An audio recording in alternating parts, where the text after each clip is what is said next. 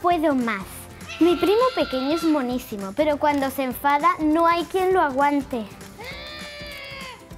Con el transcurso de los años y con la ayuda de pautas educativas correctas, los niños van adquiriendo la capacidad de autocontrol propia de cada etapa evolutiva.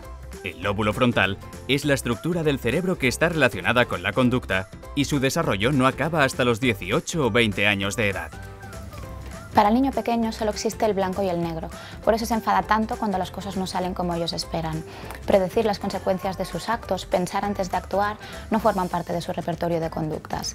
La maduración del lóbulo frontal, junto con unas pautas explícitas de aprendizaje, harán que el niño vaya modelando su conducta y que aprenda que hay otros matices.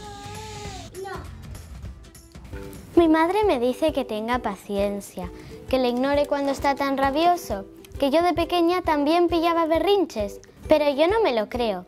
Como los de mi primo, seguro que no. Como en cualquier otro aprendizaje, a algunos niños les cuesta más aprender a regular su conducta.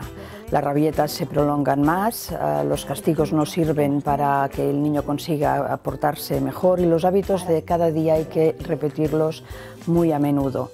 Para los padres, educar a estos niños puede resultar muy difícil y a menudo se necesita el consejo de un especialista. Bueno, vuelvo con mi primo. Tener paciencia, no gritarle, ignorarle si chilla. Y sobre todo, me han dicho que he de felicitarle cuando se porte bien.